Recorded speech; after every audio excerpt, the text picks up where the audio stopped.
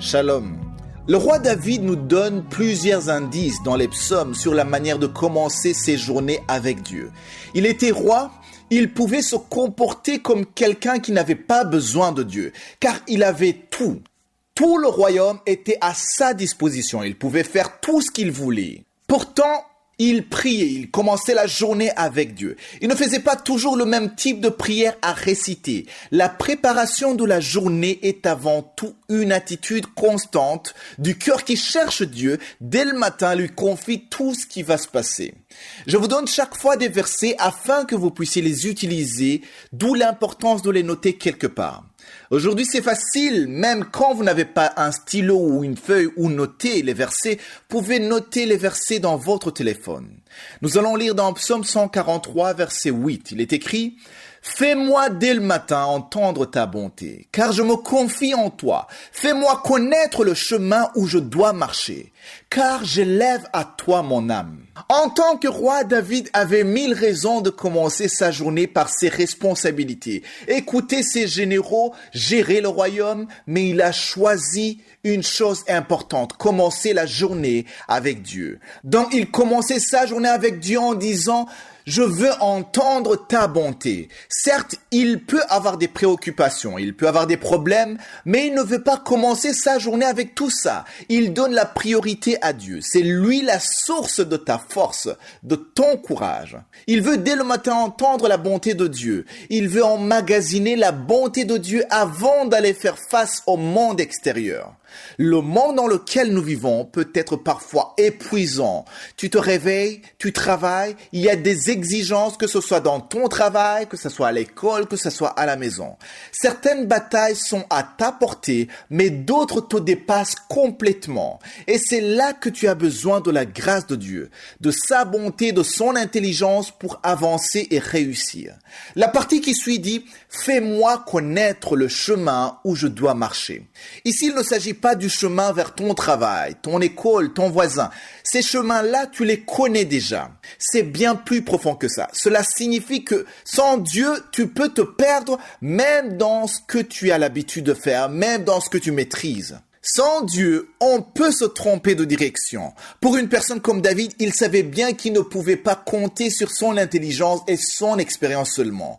Les choses changent et l'ennemi cherche toujours une occasion d'attaquer. David savait bien que sans Dieu, il pouvait se tromper de direction. Il pouvait se tromper dans ses jugements. Il pouvait se tromper dans ses décisions qu'il devait prendre comme roi. En d'autres termes, nous devons chaque fois demander à Dieu de nous guider, de nous diriger, même dans ce qu'on pense maîtriser. Une voiture sans conducteur ne bouge pas, elle reste immobile. Mais dès que le conducteur entre et prend le volant, la voiture n'a plus à s'inquiéter, si je peux dire comme ça. Elle sera conduite jusqu'à destination, car le conducteur ne la dirigera jamais volontairement dans un fossé ou contre un mur. Lorsque nous invitons « Je suis » à nous conduire dès le matin, nous avons l'assurance qu'il ne nous égarera jamais et ne nous amènera pas à faire de mauvais choix. Nous sommes entre de bonnes mains. Le verset se termine en disant « J'élève à toi mon âme ».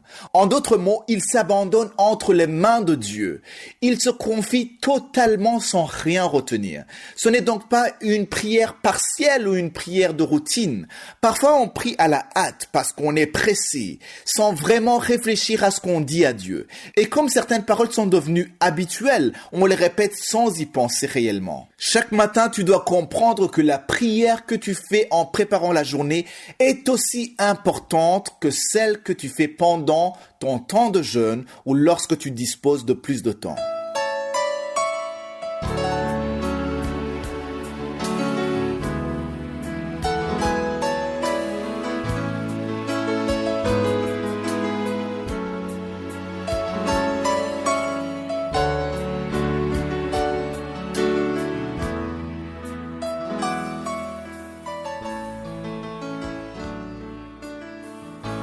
Nous sommes maintenant dans le moment réservé à l'enseignement. Nous continuons avec l'enseignement qui a comme titre « Le temps de Dieu ». Nous sommes en train de voir que Dieu patiente et surtout que lorsque tu attends le temps de Dieu, tu traverses certainement des épreuves.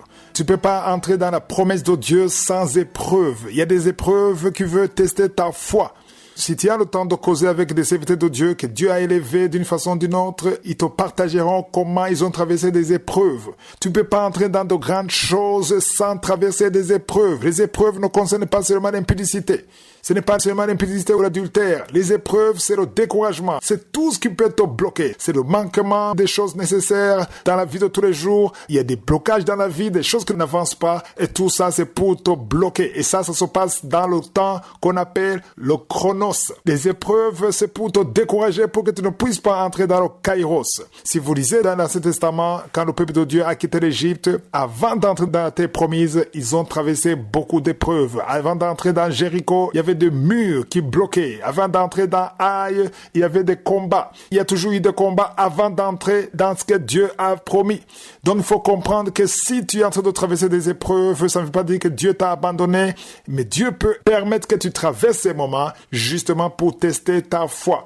Pour le cas de Joseph, j'ai terminé en vous montrant comment il a pu fuir. J'ai terminé en disant, fuyez l'impudicité, car c'est ce que nous recommande la parole de Dieu. La chose la plus importante que j'aimerais vous montrer ici, c'est que Joseph a fui tout en étant conscient des conséquences qui allaient suivre. La femme de Potiphar était une personnalité très respectée en Égypte. Il savait très bien que si elle l'accuse du viol, il finirait en prison. Il n'y avait pas de doute.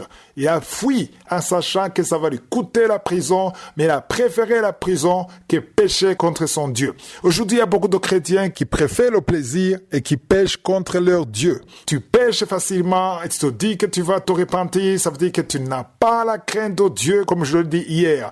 Il y a beaucoup qui commettent des péchés sans culpabilité, ils se disent que c'est normal. Si tu leur parles, ils te disent que c'est normal, la chair est faible, mais ce n'est pas une justification. Et ce qui est pire, il y a ceux qui vantent leur vie pécheresse. J'ai vu des chrétiens nés de nouveau, parfois même des serviteurs, qui parlent de leur vie dans le monde quand ils étaient mondains et ils parlent de leur péché comme si c'était un exploit. Je n'oublierai jamais un jeune homme, il y a longtemps, qui a même écrit la liste de toutes les filles avec qui il a couché. Il avait atteint 20 filles et en le lisant dans le visage, c'est comme s'il était fier. Tu ne peux pas être fier du péché. Paul dit que ce qui était un gain est devenu une perte. Normalement, tu devais avoir honte de ce que tu as fait. Parce que à l'époque, quand tu le faisais, dans le monde, c'était le plaisir, c'était glorieux pour toi. Mais aujourd'hui que tu connais le Seigneur, tu devrais avoir honte d'avoir abusé le temple de Dieu. Tu ne peux pas vanter le péché. Le péché, c'est pour glorifier le diable. Si tu passes ton temps à montrer combien tu péchais dans le passé, tu devrais le dire avec honte, en témoignant, pour montrer d'où le Seigneur t'a tiré, mais pas comme un vaillant ou une vaillante. Dans Matthieu 5, versets 10 à 11, il est dit « Heureux ceux qui sont persécutés pour la justice, car le royaume des cieux est à eux. » Ici, on dit que si tu es persécuté, c'est-à-dire les épreuves que tu traverses, c'est parce que tu es juste, tu es heureux. En anglais, on dit « tu es béni »,« blessed ». Heureux ou béni serez-vous lorsqu'on vous outragera, qu'on vous persécutera et qu'on dira faussement de vous toutes sortes de mal à cause de moi. Tu seras persécuté à cause de Jésus. Aujourd'hui, on entend des filles et des femmes qui couchent avec les patrons pour avoir la promotion. Et elles osent venir témoigner que Dieu leur a donné la promotion. Tu ne peux pas témoigner quand tu as eu le travail à travers le péché.